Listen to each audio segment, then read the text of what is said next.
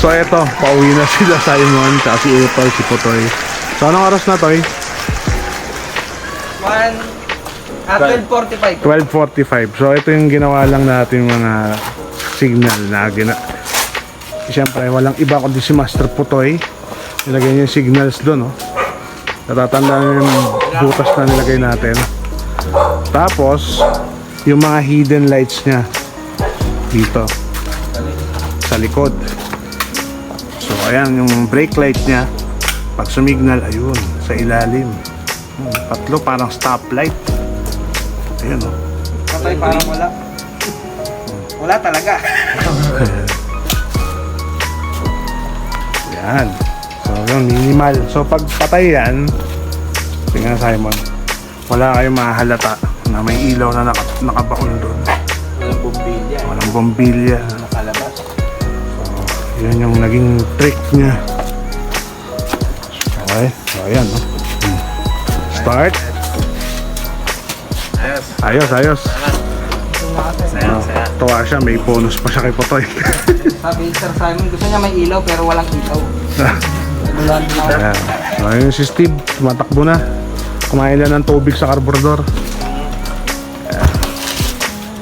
Alright. Sige, ingat kayo. Ingat, Simon. Thank you. Kita tayo bukas. Pabalik ka ba? Oo. Okay. May bukas. Start. Ha? Bukas. Sige. Ingat.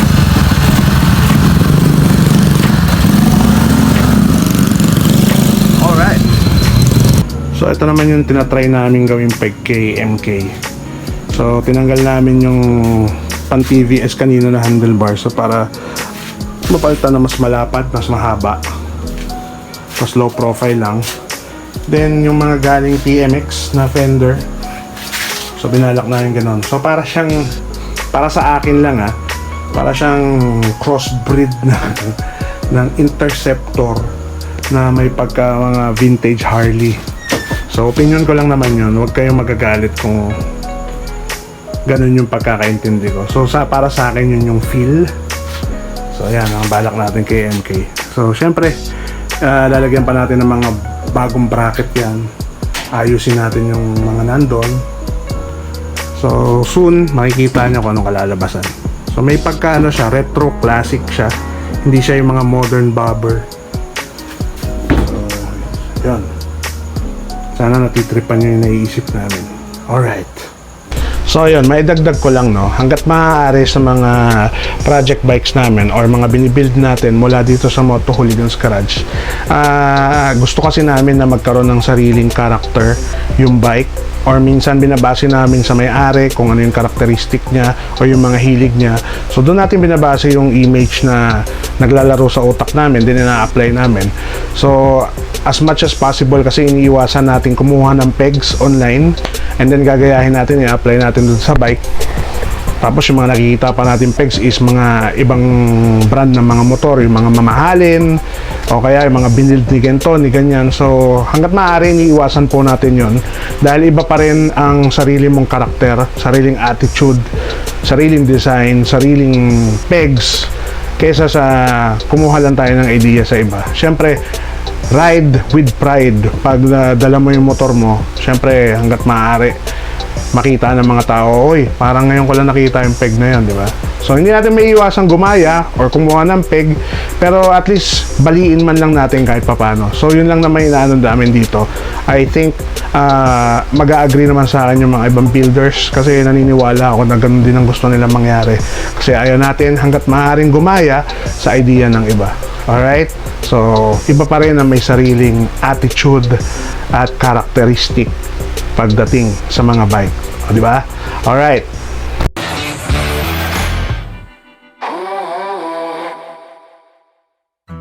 Good afternoon mga kamoto hooligans. So nilabas natin yung mga bike natin na hindi na napapaandar. So ito si lockdown. So ang nangyari, nilinis ko muna rin si Choi at pinatakbo. So ito yung status natin ngayon sa shop. So gusto ma-XP ni Christopher aka biyahe ni George si Lockdown. So ipapauwi muna natin si Lockdown sa kanya. Tapos iwan niya muna si George dito. So magbabiyahe ni lockdown nila. Ingat tol ha. Basta ang trick pag nag-apoy, kumuha ka ng bahang tubig. Ayun na nag-apoy kanina. Ingat, ingat. Hindi ka na maipapahiya yan. So yan, kasi gusto natin magamit si lockdown kasi natitenga lang ng ano eh. Flat. Papanginan ba? Panginan mo lang kung ano madaanan mo. Hoy! Ayaw makinig eh. Pahanginan mo na lang kung saan ka madaanan. Likod, sir. Oo, medyo ano na eh. Gusto mo dito pahanginan na natin. Biyahe na si Chris. Ingat ha, balita mo ako agad. Signal, no? Oo. Biyahe ka na Lazarus na yun. Lazarus, lockdown niya, si lockdown. Ang lakas ng busina. Oh, may sasakay sa likod. Sige. Ingat, ingat.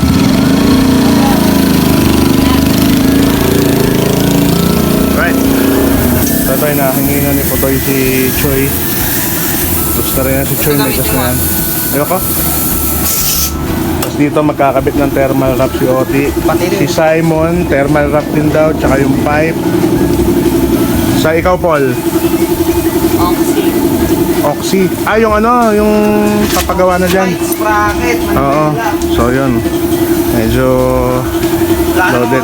loaded si Putoy. Ayan. So waiting lang. Bibili lang ako ng hose clamp. So ito nga pala yung kagabing pinakita natin. So hindi nyo talaga mahalata. Pero ayun yung tatlong ilaw sa magkabilaan. So nilagyan na ni Simon ng dekorasyon ng mga bungo-bungo dito. Ayan, tapos ngayon yung pipe niya yung inaano. Ngayon ang gagawin dito kay Paul is lalagyan ng auxiliary light. Bagong sprocket, combination, tsaka yun lang. Ayan. So si Oti nang dumadalingan habang ginagawa yun sa pipe. Hindi ko na nakunan si Den kanina. Nilagyan ng thermal wrap dahil ako'y nagcha-charge. So baka nauumay kayo kay Simon ha. Araw-araw na dito yan. Yan. So ito lang yung status natin. Draining. Tapos si Steve may tubig na naman sa carb. So dito si George. Mamaya papasok natin yan kasi dinala niya si lockdown. Alright. So ito nakabit na natin yung pipe ni Simon. So sound check natin kung ano yung tunog.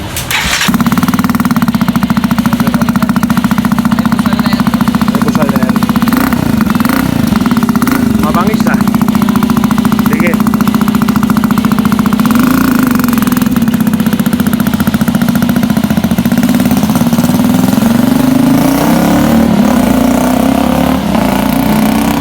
So anong nangyari doon sa pipe mong binili? Solid. Yung pipe mong binili is walang laman. Walang laman nila, kailangan lagyan na. So sabog. Kaya inayos pa ni Putoy yung kaloob-looban, tinubuhan para hindi masyadong naghuhoromentado.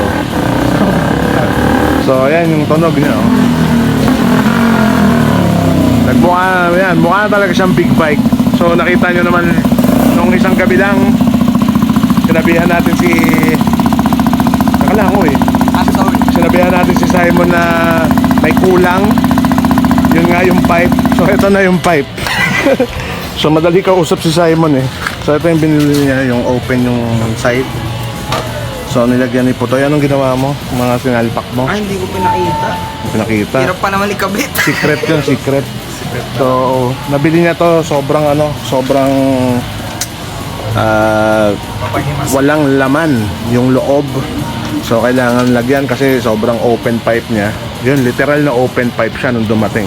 So ang ginawa ni Putoy is nilagyan niya ng laman sa loob para kontrolado naman kahit papaano yung ingay. Alright, so yan yung gagawin. Tapos yung thermal wrap ba?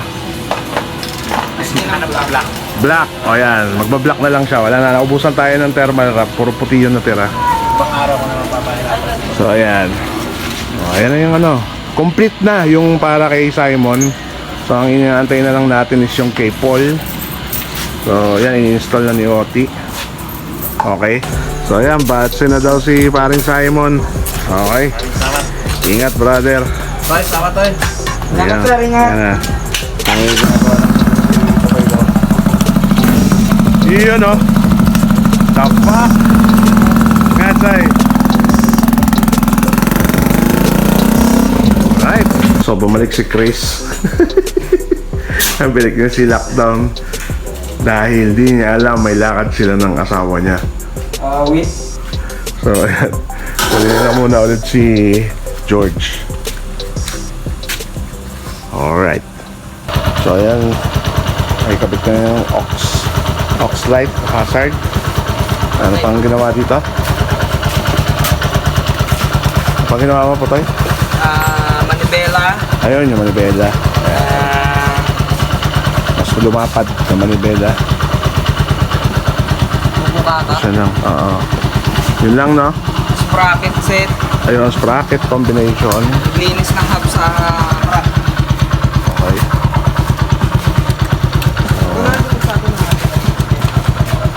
Ayan na. Solid na. So, goods na to. Sir Jerome, kung napapanood mo, eto na siya. Ayan. Disco. Okay.